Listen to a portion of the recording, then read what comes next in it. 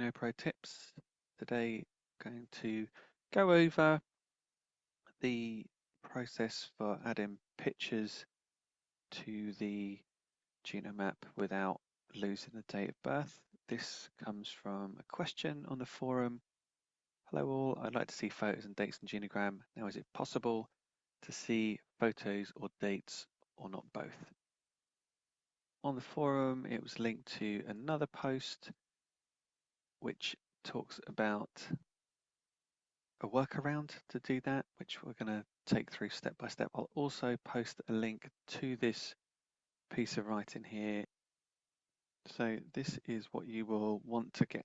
You'll want to get the name, you want to get the date of birth with the picture in the middle, and you'll want to move it all around as well.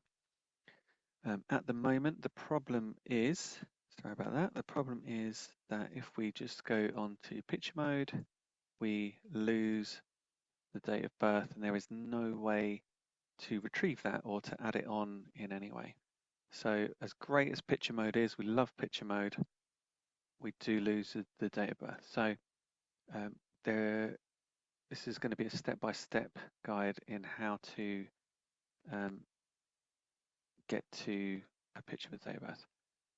So the first thing we want to do is to double click on the person. We want to get rid of this genogram symbol, and we do that by going to the display tab, unchecking the box for gender symbol and clicking OK. The next thing we have to do is to increase the space between 1965 and Hal Wilkerson, and we do that again by double clicking on the person. And now what we have to do is what the post suggests, which is to add some space, which is a little bit of a code really, which is 10 hyphens and a space repeated 4 times. So we'll count them out together. 1, 2, 3, 4, 5, 6, 7, 8, 9, 10 space. 1, 2, 3, 4, 5, 6, 7, 8, 9, 10 space. 1, 2, 3, 4, 5, 6, 7, 8, 9, 10 space. 1, 2, 3, 4, 5, 6, 7, 8, 9, 10 space. What you can see though is that they are clustered. We want to get them into a vertical column. And now we do that by going over to the right hand side where it says lines, and we're going to increase that from 3 to 6. So 1, 2, 3. And now what you can see is we have some space here to put in a photograph. But it's not going to be the display function. If I do that now, it doesn't solve any problems at all. We're going to have to import a picture. So we're going to go up to the toolbar. At the top you can see new picture, and we're going to click on that. Find the picture that we want. And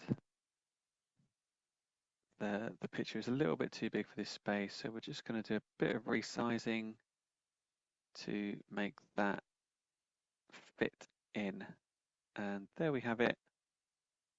One picture that we can move around. If you do try to move it without selecting a picture, of course, that won't do. So do remember just to highlight the whole lot so that you can move it around. And then when we zoom out, you can see that it's pretty good. So it's a great workaround there. Thanks to that poster for adding in that information.